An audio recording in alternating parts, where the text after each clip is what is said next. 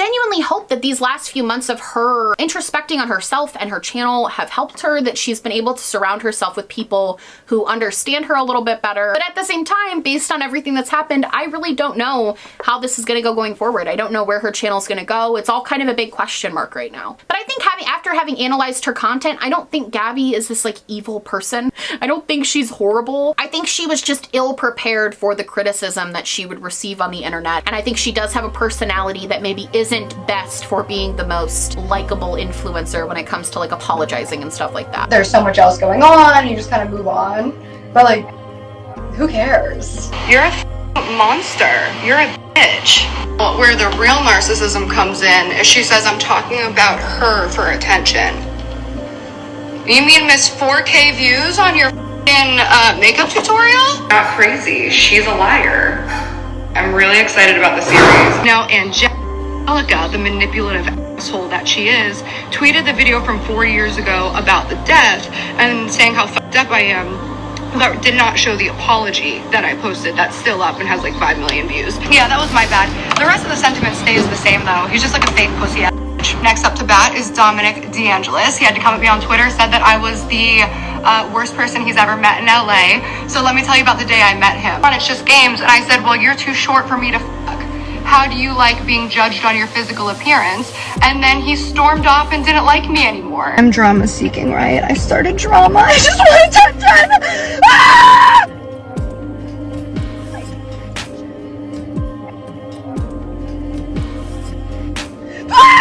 Yeah, so he told me the story, and then I told him. Why would you listen to him? Why would you listen to him? Like, really? Why would you? He like even. I was getting ready to send you. But for what? Just don't. Just say no, sir. Thanks. Like you. Like even though she's not my friend, I don't want to hear how you think you did it with her. I dead ass was very rude. He told me the story, and I told him, well, Curtis, that is literally the story that Jessie tells. And at the end of the day, she was asleep. Like that. You talk about me, you get millions. I talk about you, I get still millions, but not because of you. Well, I did not see that coming.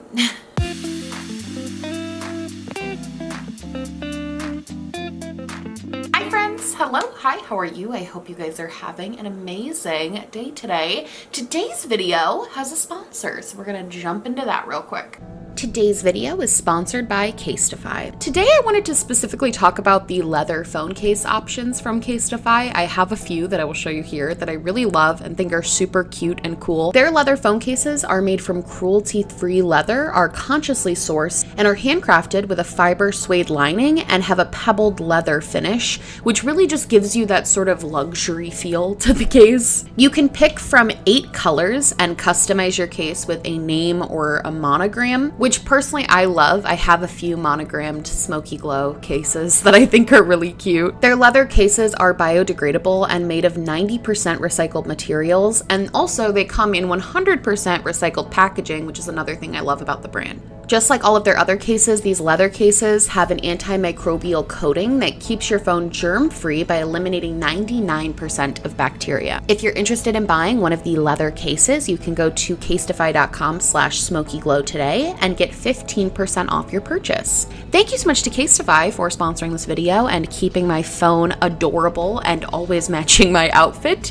And let's jump into the video. So, today's video. I was actually wearing like a cute little tank top, and then I went into the bedroom and changed into this hoodie because I realized I was going to be sitting here for about 3 hours. And Charles was like, why'd you change? You looked nice. And I was like, oh, I'm talking about Gabbie Hanna. And he went, oh, good luck. I initially wasn't going to make this video right away because Gabbie Hanna has been talking a lot about how she has this sort of like 8-part series kind of explaining her side of everything coming out, and she did put out she called it episode 0, so I'm assuming that was just sort of like bonus footage of an interaction she had with Trisha Paytas, which we're going to get into in a second. But as time has gone on and more and more and more has happened and come to light, while I still will absolutely cover like her series and talk about it and all of those things, because I am very interested in what she has to say. While I'm still gonna do that,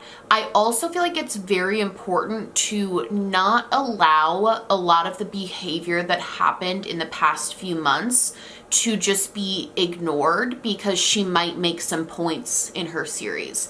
Like, I think it's important to kind of have a timestamp on this video of like, this is before the series is coming out. This is kind of what's happened and led up to this series being made. And honestly, everything that I'm going to be talking about, for the most part, I don't think she's actually really going to be covering in her series. It's basically all the behavior that has led to the promotion of this series, and I think that there's something inherently problematic about a creator intentionally trying to cause a ruckus and cause a stir just for the sake of being able to promote a series like this. Like, I think there's something to be said about that, and I think that even if this series does shed light on certain situations, this still needs to be a footnote that the way she went about promoting this was just not okay. So that is what we are doing today. So I think the best way to do this is to sort of do this like timeline of events to how things have sort of been happening and going since March 27th. So I note March 27th because even though that day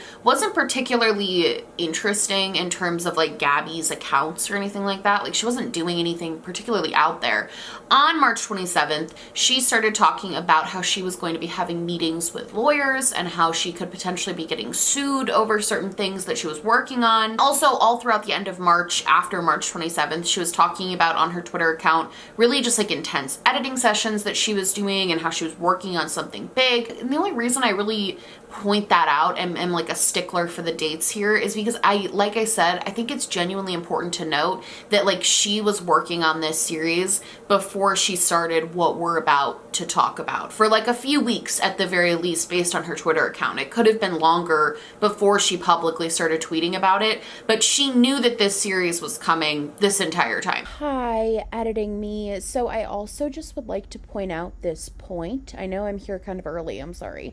I wanted to also make the point that I think a lot of people feel like Gabbie Hanna is making this series to defend herself, and that is like the narrative that was pushed, was like Gabbie needs to defend herself, and almost like she needed to defend herself because of all the mayhem that was happening around her.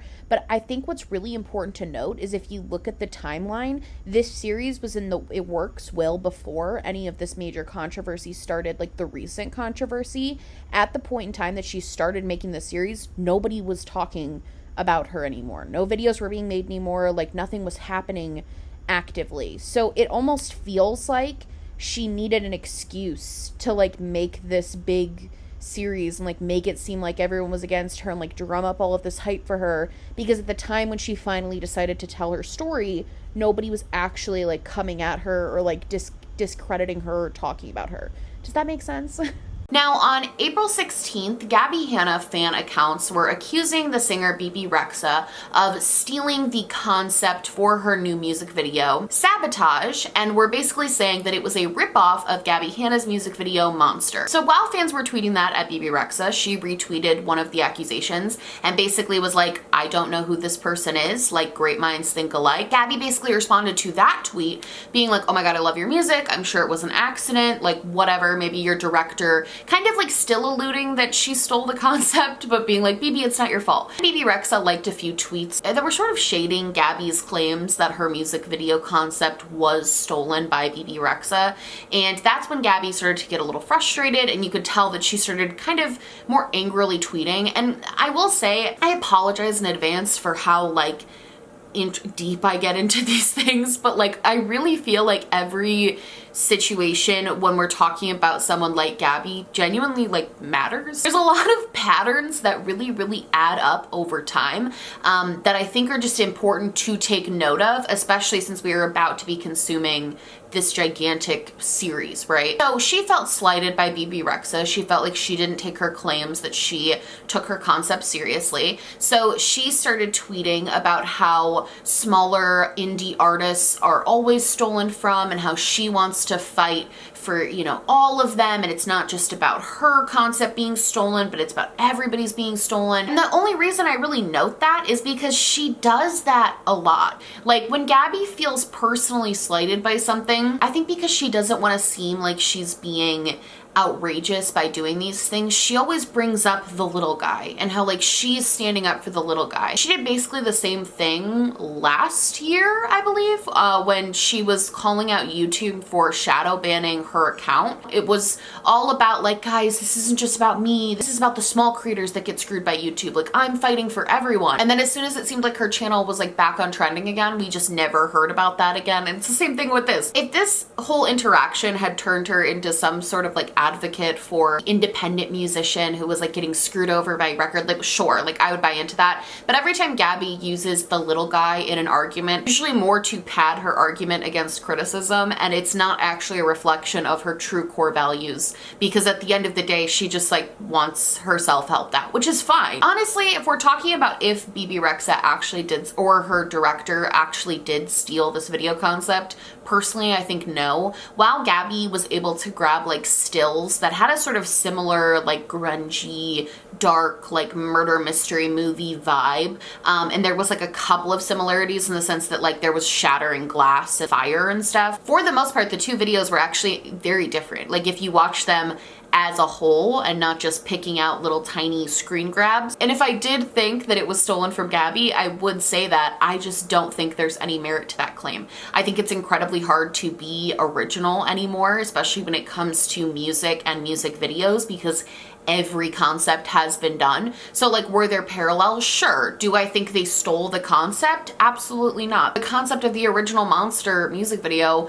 wasn't even the most original to begin with. So Bebe's stands start sort of going after Gabbie at this point, and that sort of fuels Gabbie to continue talking about it. 2 days later, she is still making TikToks, making tweets, like really trying to bring attention and drum up everything for this. 2 days later, after tweeting about Bebe Rexha, she also started tweeting again about this long series that she was working on. And then again, that same day, she went on this very long slew of tweets, kind of talking about how amazing her life is and how grateful she is for everything she has and how she lives this amazing, beautiful, happy, lovely what life and like how great that is for her. Again, I hate to be a little nitpicky, but it's like pointing out patterns, because right before everything sort of blew up with Trisha Paytas last year, right before Jessie made her video talking about Gabbie essentially made this huge Snapchat rant where she talked about how happy she is and how amazing her life is and how she doesn't need anybody else in her life and how she doesn't need people to bring her down because her life is amazing.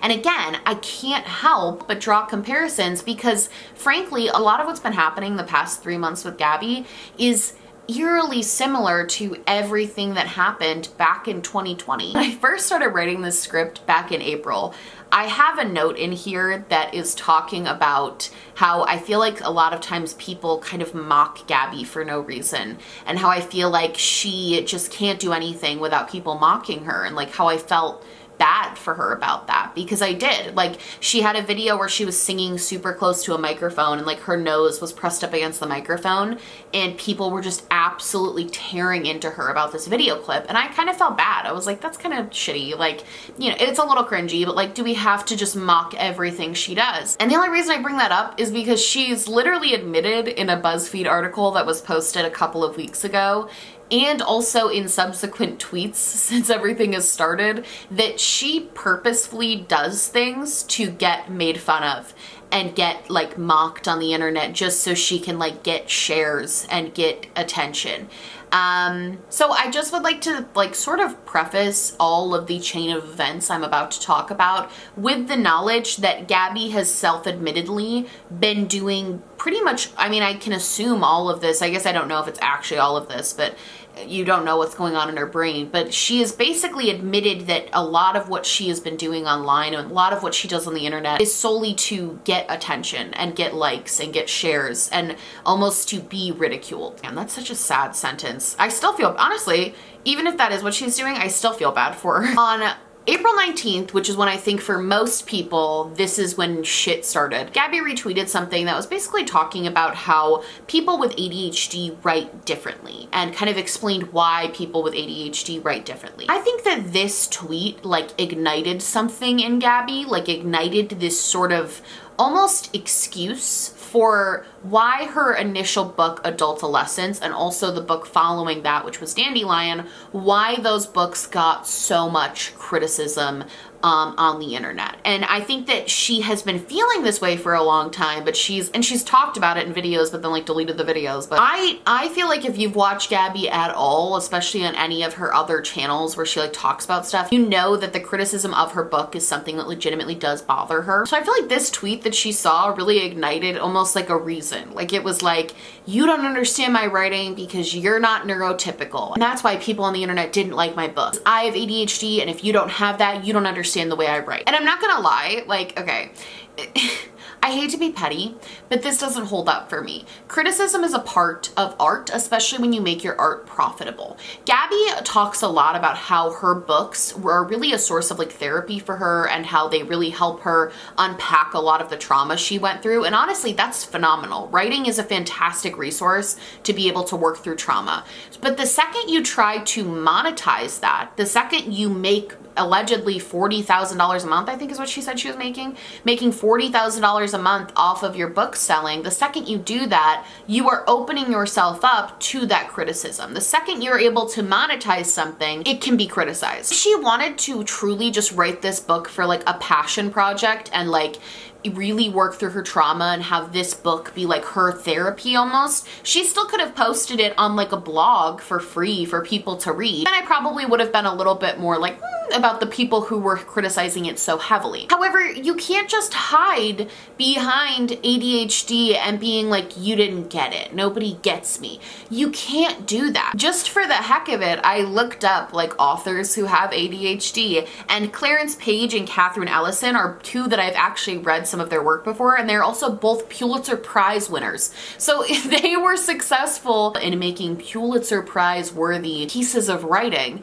And they have ADHD. They talk all about their ADHD and how it affects their writing style. But if somebody were to criticize them, they wouldn't just be like, oh, you just don't get it because you don't have ADHD. Like, that's bullshit. I'm sorry. That's a bullshit excuse. She started tweeting about how good her book was and like posting screenshots from the book and basically being like, see, it's good, and then calling people who criticized her money hungry and losers. And this is when she brought up Rachel Oats, or she called her Rachel Oatmeal because I guess she thought name calling was funny. She accused Rachel of mocking her trauma, essentially, because Rachel, if you don't know who Rachel is, she's made a lot of, I personally think, I know Gabbie doesn't think they're valid criticism, I think they're fantastic analysis of the books and the good and the bad parts of them. And Rachel actually was kind of the one who popularized talking about Gabbie Hanna's books, which is why I get why Gabbie Hanna went after her. However, Rachel is like a very kind, subdued, nice person. So when Rachel was making all of these very popular videos, part of what she did was she like made it was kind of a parody book, honestly. Basically doing a parody of Gabbie's book, but it was like written from the perspective of her dog. And it was harmless and cute and like funny. She made a video showing the dog like picking out the words. It wasn't malicious. Is that a little petty? Sure. Would I call Rachel a manipulative, narcissistic bitch because she did that? No. And I also think what's really especially interesting about all of this is Gabbie is very upset that Rachel made this like parody of her book. But Gabbie has self-admittedly said that her book is almost like a parody style book in the first place. Like, she talks about being heavily inspired by people like Bo Burnham and Shel Silverstein. Those were her biggest inspirations for her book, and how like she tried to pull from them. And their books, again, are almost like parodies of poetry. I just find that to be a little bit hypocritical to say like, oh, the parody of your art, when she basically tried to parody Bo Burnham and Shel Silverstein. I also think in this situation, the weaponizing of her trauma in order to make herself look like the victim and anybody who criticized her evil is just kind of gross. She also went on a whole sort of like talk on her Instagram story where she basically said that Rachel was irrelevant because she got like 4,000 views on a makeup tutorial, but like gets millions of views when she talks about Gabbie. And I just just find that really, really interesting because before I saw that Instagram story, I had literally been trying to keep up with Gabbie's like content on her new channel that she had started. And in one of her videos, she went on a whole rant basically about how calling somebody irrelevant is like the meanest thing you can do. And it's so cruel to do to another person. And it's just like an evil thing to do. And she says I'm talking about her for attention. You mean miss 4K views on your fucking makeup tutorial? I feel like a lot of people were waiting for my downfall, and people would comment a lot on like, ooh, she like fell off, or engagement, or I can't think, fad, washed up, irrelevant. That's the meanest thing you can call someone. I think irrelevant, because at its very core, you're saying this is all you're worth is these numbers, and without that you're irrelevant. But like, even if you just look at it at its surface of like, you don't get as many likes as I think is cool. What a gross cyber way of being a high school fucking bully. In this Instagram story that she made caused Rachel to actually lose her Instagram account for a short period of time because so many of Gabbie's fans sort of went on the attack against her. I want to pause really quick here. Now, Gabbie still maintains that she thinks Rachel is a bitch, basically. Like, she said it in her Buzzfeed article. She does not like Rachel. But here's the kind of biggest thing for me, at least, with this whole thing. If Gabbie had just come out and said, like, hey, Rachel, it really hurt my feelings when you did this. Like, it made me kind of upset that you made all of these videos about me. It felt really personal at a certain point, and it hurt me. That made me sad. I worked really hard on my book, like, you know, whatever. I think she still would have gotten a lot of hate for doing something like that because, again, I do think that when you monetize your art, you do have to be able to take a certain amount of criticism. And when people can't take that criticism, it can be a little bit like, I think the strong language that Gabbie uses in all of these instances works against her every single time. Because if she had not come out of the gate swinging, being like, you're a bitch, you're a narcissist, you're an abuser, you're toxic, you're a piece of shit, you're a monster. If she wasn't using such strong language, I don't think that all of this that's happening would be blowing up the way that it does. Gabbie has these very extreme reactions to things. I understand her point of like, well, Rachel made all of these videos about me months ago, and I just now am feeling strong enough to respond to her criticism. So her whole point is like, I'm not starting the fight. Rachel started the fight when she made those videos about me 8 months ago. But I think that logic falls flat when you realize that a creator making a video critiquing your poetry in, mind you, a very polite way, in my opinion. Like, yeah, she was a little harsh, but like, she was very polite about everything. She just like spoke from her perspective. That's not starting drama with you. Nowhere did she call Gabbie a narcissist or an abuser or anything close to any of that. At most, she called her lazy for her poetry, which in Rachel's opinion, it was. Having an opinion that is negative about you does not make you an abuser or a narcissist. Then we get to the way that she talked about Angelica Oles. Basically, this was a whole freaking mess. Angelica retweeted one of Gabbie's tweets where she called Rachel a bitch and was basically like, hey, that's bullying. Like, you are literally telling someone they're a bully and you are bullying them, which is exactly what Gabbie was doing. So then Gabbie went after Angelica and started calling her a bully. There was some back and forth exchanges that happened, but basically this led to another sort of Instagram story rant thing that Gabbie did where she just, again, used incredibly aggressive language for like no reason. Like, there was no reason to call, if you had just said, yeah, Angelica's made a lot of videos about me and it actually like hurts my feelings. Like it messes with my mental health to constantly have drama channels breathing down my neck. If you say it in a way that is like kind, yeah, of course people are still gonna give you shit. But I think, again, a lot more people, like I would even be like, you know what? Yeah, maybe we have been a little too extreme. Like of the community as a whole, not just Angelica, but like all of us. Like, yeah, maybe we've been a little too extreme. But when you come out swinging, saying things these like toxic, narcissistic abusers,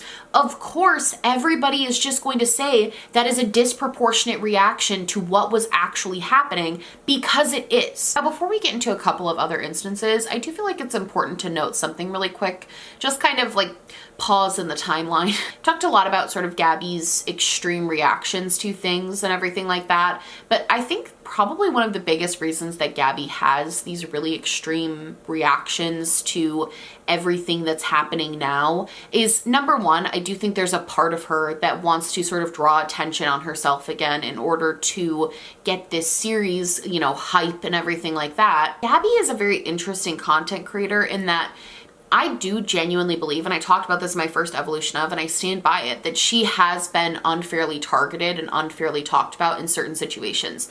For example, the rice gum situation, the fact that everybody took the side of the person who smashed a girl's phone is like insanity to me. I don't care if Gabbie was being dramatic in the moment when it happened. She was very calm and clear about what actually happened like moments later. And Rice Gum went on to like mock her, make a diss track about her, and everybody just like took his side and accepted it because like people thought Gabbie was annoying. The monster meme is a great example of like, yeah, it's kind of cringy and funny that, you know, her mic went out because she's not the best singer live. Like, yeah, of course. But she basically faced like months of ridicule, and she tried so hard to accept it that she was like trying to make freaking merch about it. But it obviously bothered her, and like she didn't really do anything wrong in that situation. The Kenza Cosmetics situation, she did a lot wrong in that situation, but so did Tana Mojo, and she faced basically no criticism in comparison to the criticism that Gabbie received. If we're talking about the Bianca situation, which was where Gabbie accidentally in one of her videos showed a picture of a girl who had tragically passed in a really tragic way. Gabbie didn't immediately delete the video, which I do think was a mistake on her part, but I don't think anything about that situation and anything about the way that Gabbie handled it or the way that it was handled in general, I don't think any of that was done with malice. Yet she was really viciously attacked by not just Angelica Oles, which is why I think it's weird she brings her up, but it was by a lot of channels. Like, she was really attacked for that.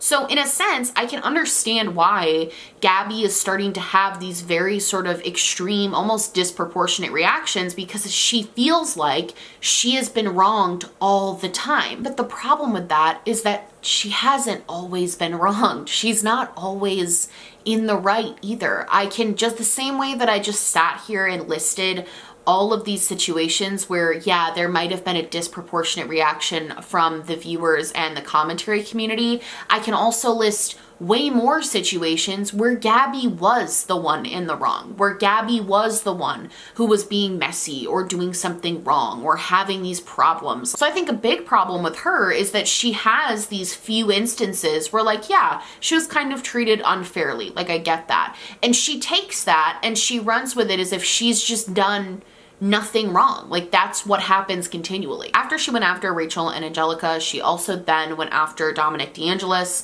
because he tweeted about her being like the worst person he'd ever met in LA. This situation was so strange to me because she really made it seem like he did this smash or pass and he talked crap about her and he really sexualized her and like degraded her and embarrassed her when he was playing smash or pass with his friends, which, by the way, smash or pass is kind of stupid, but like it was a trend on YouTube that quite literally everyone was participating in. Like, this Dom guy is not like the poster child for misogyny just because he participated in this trend. The footage came out and Dom literally just was like, yeah, she's just not my type, and then moved on. And then there's video footage of Gabbie at a party basically being like, you're too short to fuck, and her like actually degrading him, saying nobody on her vlog knows who he is, again inferring that he is irrelevant, and just like kind of went after him too for like no reason. And then you have Oscar Wilde, who honestly I feel horrible for him because literally all he did was like a tweet that was referring to Gabbie, and Gabbie called him out for it and then tried to publicly put him on blast because he wasn't going to publicly apologize for liking a tweet that he agreed with. She went after him so heavily that he openly talked about the fact that like it was messing with his mental health and it was messing with his sobriety, and there was a lot of factors at play that were really hurting him, and she wouldn't stop. She was relentless in the way that she went after him. I also refer to this time as Gabbie starting to do these very sort of like I don't know how to phrase this nicely. It's not that it's weird. You can dance on TikTok all you want. Like, shake your ass on TikTok. I quite literally don't care. However, this sort of irregular behavior of her doing these very like out of the norm for her dances and posting these very sort of like over dramatized, almost like creepy videos, that paired with the public calling out of essentially all the people she feels has wronged her, I think was rightfully starting to make fans feel very worried. This escalated even further when Trisha Paytas talked about Gabbie in a video and essentially was like, hey, if you're trolling, like, I respect it, but also like, just know you can't just be a troll. And this obviously makes Gabbie upset. The gist of the Gabbie and Trisha drama, to put it as briefly as possible, because to be perfectly honest, I literally do not care about this in any way, shape, or form. It's just important for context. To put it briefly, Gabbie Hanna tried to explain that her and Trisha Paytas back in like 2017 had a friendly relationship and were friends, and Trisha Paytas has just absolutely denied this and said, we never talked, we were never close, we were never friends, we met like 2 times. This has led to both of them accusing the other of gaslighting and being crazy and being obsessive, and both of them for some reason are scared of their lives from each other and think that the other one is going to kill them because they've both said that now about each other. It's become this very, I hate to trivialize something like this, but it's really gotten to a point where it's so over dramatic, and I feel like I can really say that especially after watching Gabbie's like episode 0 about the drama with Trisha Paytas. However, everything that was happening with Trisha Paytas, all of this discrepancy and dispute about if they were actually friends, I think really took a toll on Gabbie's sort of reputation at the time, because when Trisha brought this up and when Gabbie in turn started sort of going after Trisha was at basically the height of their popularity on Frenemies. I mean, Frenemies was booming, everybody was loving Trisha, they were definitely at like this peak of a redemption arc that they were having since starting Frenemies, and so Gabbie trying to go against Trisha at that point in time really just made things worse for her, even though, to be perfectly honest, I've always kind of thought Gabbie was probably more right in that situation, and that's just because I inherently don't trust most of what Trisha Paytas says, especially in regards to friendships and relationships like that. We're gonna get back to the Trisha thing because it circles back around to and end up helping Gabbie. For the sake of the timeline at this point in time, this beef she was having with Trisha was really hurting her in this too, and was causing her to get massive amounts of hate from Trisha Paytas fans. Then, at sort of the height of all of this, private Discord messages were leaked from one of Gabbie's, it wasn't Gabbie's Discord, it was a Discord that was created by people who had been in Gabbie's Discord who were unsatisfied with sort of the Discord and were unsatisfied with the way things were going. So they all created this sort of separate chat to talk about the problems that they had with Gabbie's Discord. One of the people in it somehow told Gabbie and invited Gabbie to the chat, and the messages from this chat were released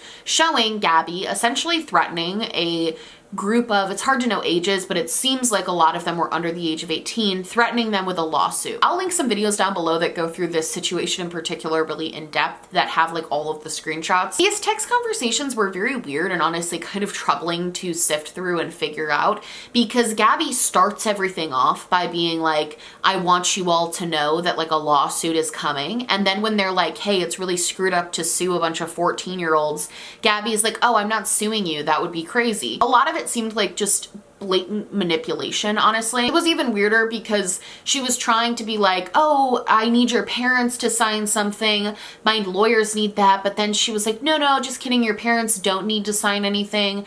Actually, like, if you just give me your email so your parents don't have to know, but you just have to promise that you're never gonna speak about me again, and like that this chat is gonna stop. It was just a lot. Like, it was basically her trying to silence people who were upset with her and disagreed with her in a Discord server. And while those messages cannot be confirmed to be like 100% true, it's been corroborated so many times by people that were actually in that chat that I do believe that this was real. Now, this did happen back in the summer of 2020, so that does give context to everything, that like Gabbie's been very open that summer of 2020 was a very bad time for her mental health wise. I do think there's something to be said about sort of threatening legal action against a group of kids because they have a Discord server against you. Like, Like, if we're talking about basically my biggest criticism of Gabbie from my last video, it's very obvious that none of that has gotten better, because taking criticism is not a strong suit that she has, in my opinion. Also in May and also into June, honestly, Gabbie had a lot of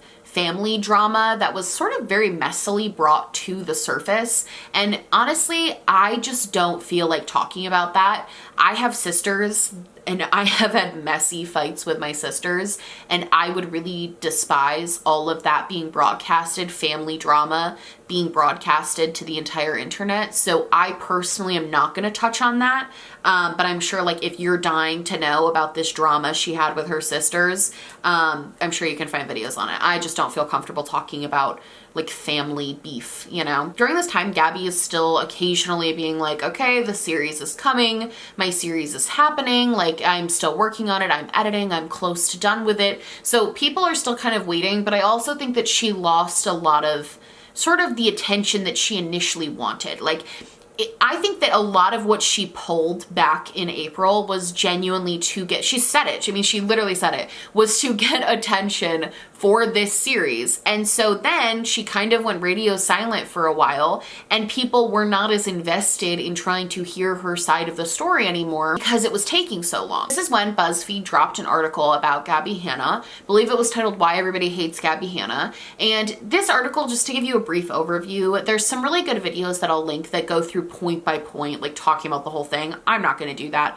The overview is that the answer to the question of why is everyone mad at Gabbie Hanna is answered by Gabbie Hanna, which is that she pretends to be the villain and pretends to be this hated person and does all of these really mean and nasty things just to get attention and like keep her music career going and keep everything going. Essentially just admitted in this article that she was sick of being painted as the bad guy, so she just became the bad guy. So it's like, okay, that's the answer to the question. She's purposefully doing a lot of really mean things just to do it and like play this character and play this part, I guess, in order to get attention and maintain relevancy, but also in order to probably not allow valid criticisms to hurt her as much. Probably one of the biggest takeaways I took from that article was not like the cringiness of parts of it, because she quite literally, I'm not saying this to be like, oh, she did this, she literally compared herself to Freddie Mercury and was like, people thought he was crazy and look at him. And it's like, okay, but you're not fucking Freddie Mercury, Gabbie. There was all those weird parts too of like how she was like had a signature look with like two-tone lipstick, and the writer of the article made some really weird jokes that like weren't funny. But besides all of that, the biggest thing I took away from that is Gabbie is taking this very interesting route on YouTube where you play this character. And that's basically what she described in the article. She's playing a character so that when people do come after her and attack her, it doesn't faze her as much, because she just is like, well, they're attacking the character. They're not attacking who I truly am like they used to be, and that's what hurts. So to me, this is very obviously like a defense mechanism that she's putting up, which is honestly okay to do. Like, if she wanted to do that, but do it in the sense that she was just like putting out edgy music covers and she was creating like a musical persona for herself, like that would be fine. But it's the fact that she does it by lashing out at other people and actively causing other people pain and suffering and hurt and anguish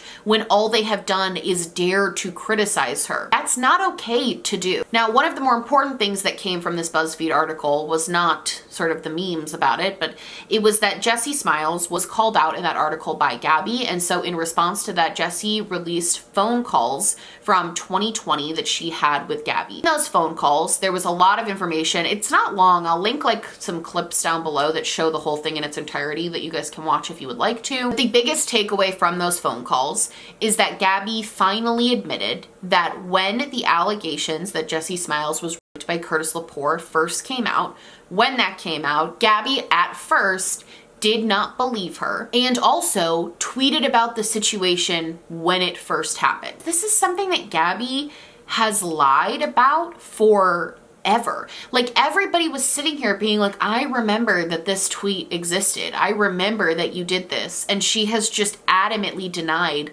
that being the case over and over and over and over again. But on this phone call with Jessie, she does admit that, like, yes, she did make those tweets. yes, she did know that she was defending Curtis, but she later found out more information, and that is why she deleted it. She didn't respond to Curtis on that day with some out of context thing. It was perfectly in context, and she knew the context, and she did not believe Jessie. She believed Curtis, which, to be perfectly honest, if Gabbie had just owned that when it was being called out and when it was being brought up, and if she had just publicly apologized and been like, when I first got the information, I believed Curtis, I did not believe Jessie. After hearing Jessie's side and looking more into it, I'm on Jessie's side fully 100%, and I retract any previous support I ever had for Curtis. If she had just communicated that and been unafraid to be wrong about something, publicly wrong about something, I don't think that any of this would have mattered. But because she has time and time again doubled down that this isn't what happened, this isn't true, I never supported somebody who wasn't, but I never did this, and this, because she's done that, to finally hear her admit that she did that was huge. And the other big thing that was in this phone call, probably one of the biggest things, was Gabbie admitted to Jessie and told Jessie that Curtis approached her one time at like a party or something and asked to recount the night that I'm sorry, I'm getting really pissed off, hold on. Curtis approached Gabbie at a party one night and asked if he could recount the story of Jessie being, and Gabbie said, sure, I'll hear you out. And Gabbie's excuse for this was, she said, I wanted to catch him in a lie. I wanted to tell him to go fuck himself. I wanted to tell him, like, I wanted to fight for you. To me, that doesn't make any logical sense.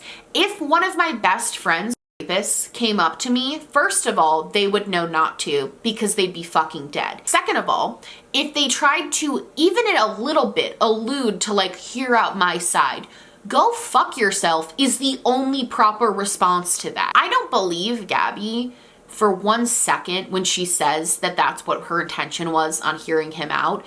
I also don't believe that she didn't have a friendship with him in some capacity, at least through mutuals. And honestly, a big thing that Jessie got a lot of heat for, and Gabbie also got a lot of heat for, was Jessie claimed that Gabbie said to her when she tried to sort of call her out or hanging out with Curtis publicly and associating with Curtis publicly because Gabbie was hanging out with Curtis's friends. Gabbie said to Jessie, his friends didn't rape you. And Jessie brought that up in her video and said that's what Gabbie said to her, and everyone was very hurt by that.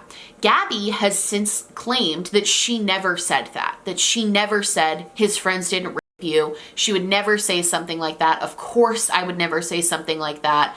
That's what she has maintained. But in this phone call, Gabbie literally says to Jessie something pretty much along the same vein. She basically says, I'm allowed to have friends. I can't cut off everyone in my life. I can't cut off people. Like, I'm allowed to collaborate. I'm allowed to have friends, which call me crazy, but that's like eerily fucking similar to what Jessie claims was said. So to me, it doesn't seem unbelievable anymore that Jessie's accounting of events is the more truthful accounting of events. Obviously, they both have their sides. The truth is somewhere in the middle. In this situation between Gabbie and Jessie, I really truly side with Jessie like 90% of the time. Gabbie hasn't responded to this yet, and I'm pretty sure it's because she has something on Jessie that she's gonna like put into this docu-series. But honestly, and maybe this is me being like biased, I don't care though. Like, I don't care what Gabbie has to say about the Jessie situation unless it's an apology. I don't care about any of that because all it's going to be, she can't take back what she said in those phone calls. Like, there's not like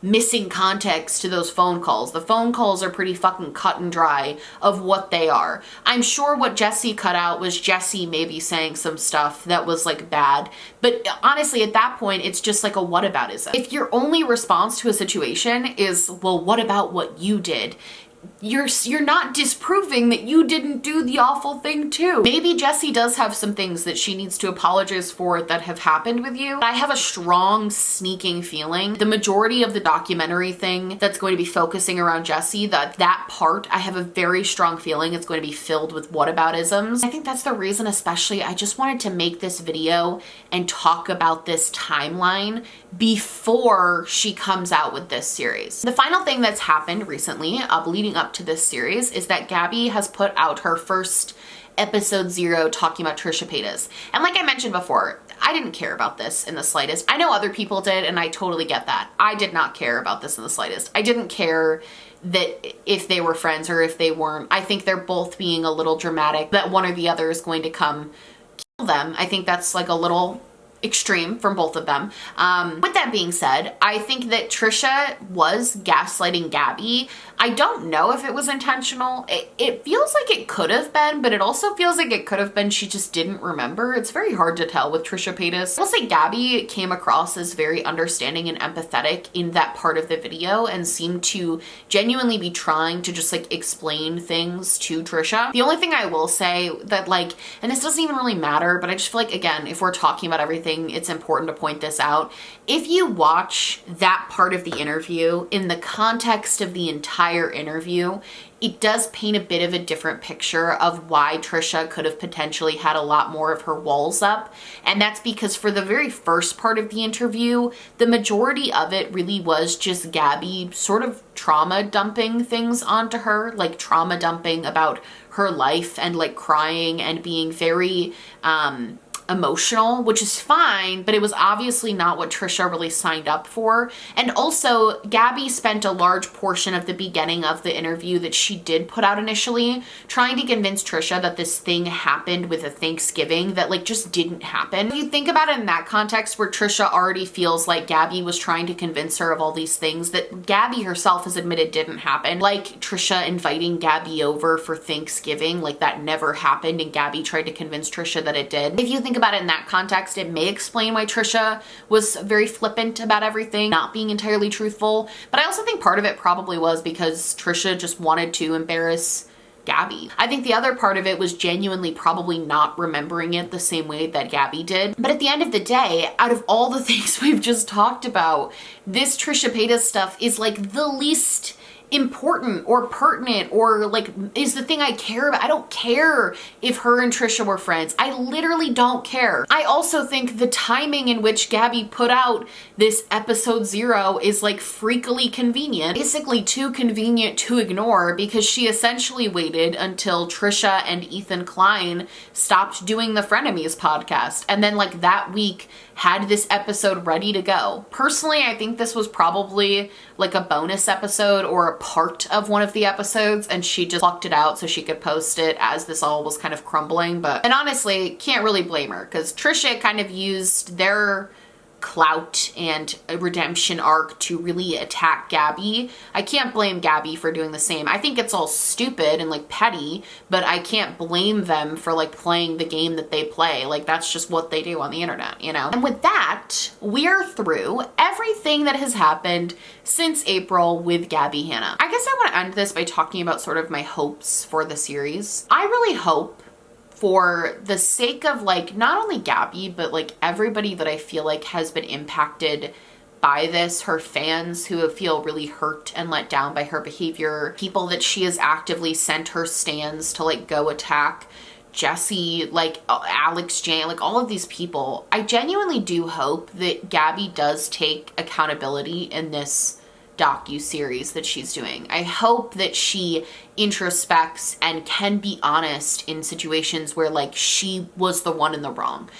I have a feeling that it's going to be like 8 hours of just Gabbie explaining why she was wronged in every situation. And the problem with that is that like we know that that's not the case. Like internet knows, everybody who's been following anything to do with her knows that that's not the case. Gabbie does this thing a lot where she like apologizes and then a couple of months later backtracks and decides that like she actually shouldn't have apologized in the first place. And it leaves people who are hurt by her actions or affected by her actions feeling really unsatisfied with everything and just kind of a weird feeling in general. It's hard to tell when apologies are genuine with Gabbie because she's backtracked on them so many times. And it's also hard to tell if her hatefully speaking about somebody random all of a sudden is like this defense mechanism, if it's just a way to get hype for her series, if she's genuinely upset and hurt. Like it's hard to tell.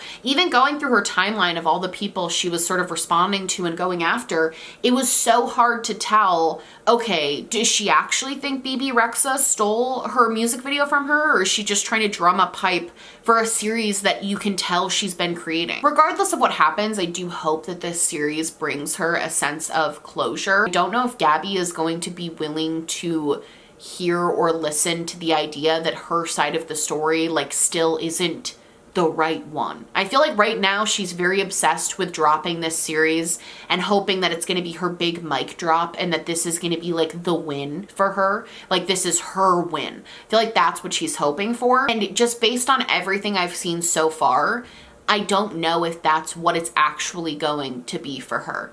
And I'm worried, honestly, like on a human level, about like what will happen with her mental health and what will happen with her if it doesn't go the way that she wants it to in her head. If people don't necessarily buy into everything that she's saying. She's kind of like an untrustworthy narrator when it comes to these situations. So while I'm gonna go in with an open mind and like willing to hear her out, I also won't forget the past 4 months that she put some people that I'm close to, like put them through hell, basically, for the sake of getting attention for a documentary. Like, I think that that is also important to have on the record and important to note and important to say that I think she is a lot more calculating than she would like people to think that she is. So anyway, that's what's been happening with Gabbie Hanna. I hope you guys like this video. If you did, please like and subscribe, or just like, or just subscribe, or do neither. Honestly, just so happy you're watching me. Thank you so much for being here. My merch, my social media, and everything I'm wearing on my face will be linked down below, along with links and resources for Pride Month. I love you guys so much, and I will see you in the next one. Bye!